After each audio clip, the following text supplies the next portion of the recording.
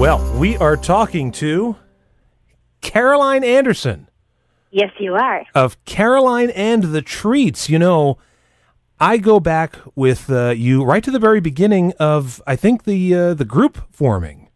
Really? Yes, cool. because I discovered, I guess it was you had put out a single called Birthday Suit just on your own. Yeah. And you were in Nikki Corvette's top friends on MySpace.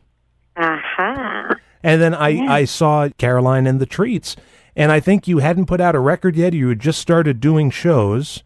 That's right. And very kindly, you sent our radio station your first album, Bad All Over, when that was finally released. I made a good call, I guess. You did, and it went right to number one on our new music charts, and also your new one, too, Saturday Night Rock and Roll, shot up right to number one. I want to know... Which songs do you like? Well, my favorite is Bubble Trouble. Oh, cool. That is my and I like your theme song because I think every band should have their own theme song. I totally agree. Yep. So how did this all get together, Caroline and the Treats? Well, it started, actually, I had been Morten Hendrickson of the Yum Yums and the Twisteroos and a bunch of other bands. Had been my boyfriend for many years. Mm-hmm. And he always thought that I should have a band too, sort of, and I always wanted one.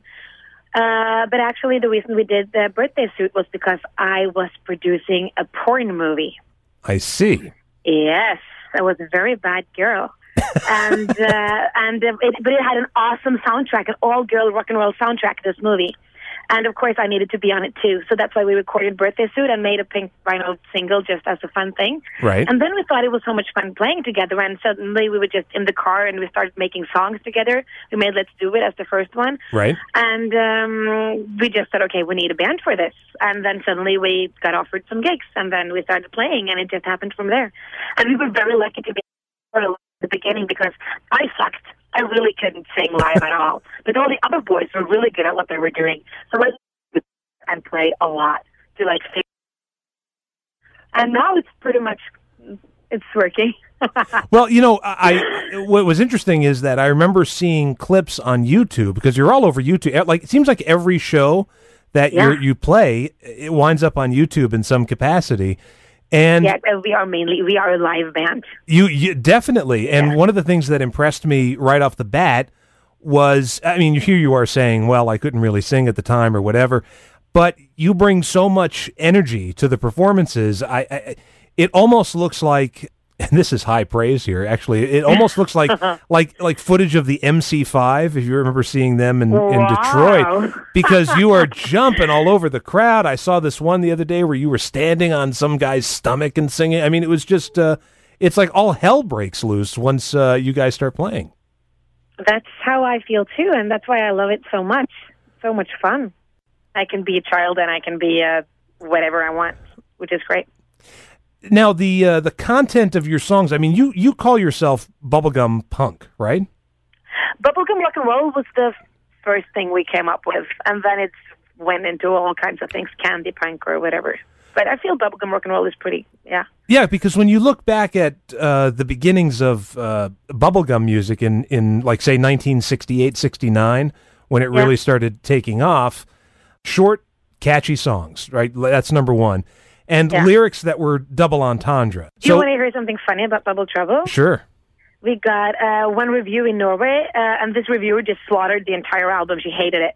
And she said, and the lyrics are awful and childish, and there's even one song about chewing bubble gum. And I kind of wanted to write her, and I was like, have you really listened to that song? But that's fine. Well, that's the fun of the songs, because you can hear them and just take. I suppose you could take them at face value, but anyone with any intelligence would listen and go, "Oh, what is she really singing about here?" I mean, when you're sitting down and writing these songs, and you're writing them with your boyfriend, I'm assuming. Yeah, well, he writes most of the music, and I write most of the lyrics. I see. So we work together like that. Is that something that you consciously did right when you started the band? You know what? It was never actually my intent, and we thought it was going to be, I guess we thought it was all going to be a little more innocent, but this is just how it came out, and I never really meant for it to happen, but whenever I start writing lyrics for a new song, it just that's what comes out of me.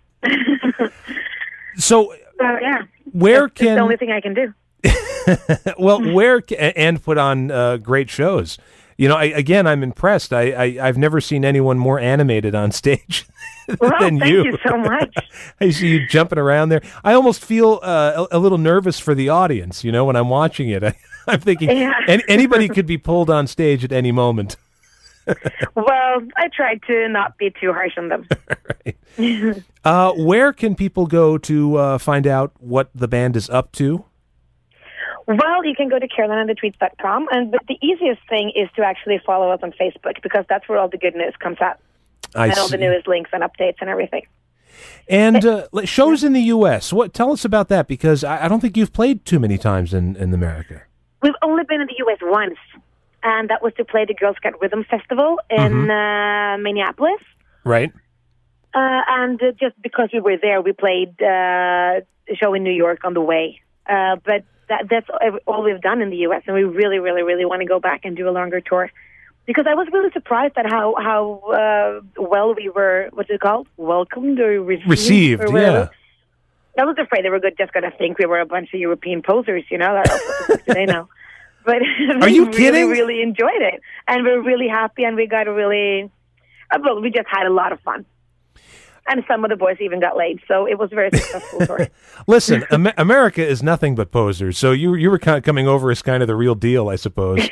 But you guys are starting to, you're getting more of a buzz, obviously, in Europe because you're playing all over there. Yeah, and actually, Italy has been our main country. They've been the best. It's been amazing. But of course, we really, really, we want to tour the U.S. more. I mean, that's sort of a dream, and yeah, that's fun. And they understand what we say. Yeah. Well, obviously, yeah, you sing in English. And what's not to love? You're coming out in, like, pigtails and jumping around. I mean, not to put all the focus on you. I mean, obviously, it's Caroline and the Treats, but the band is so good. They are. I agree. And they are hot, too. Again. You want to know a secret? What is the secret? It's a very exclusive news about the band that nobody knows. Really? Because... Wait a minute. Hold on for 1 second. You know what?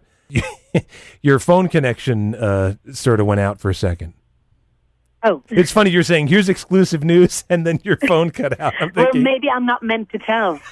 Maybe we should just leave it at that. We'll leave it at, I can't believe I've never had somebody come on and say, here's exclusive news, and then their phone goes out. And now we decide that's going to be what it is. Okay. I'll tell you the next time, okay? Okay. Well, anyway, so there's your hook, folks. See, there's some mystery about Caroline and the Treats. Yeah. We almost learned something, but we didn't. Thanks so much, Caroline, for coming on the show. Thank you so much for having me. And I'm going to play Bubble Trouble. Thank you.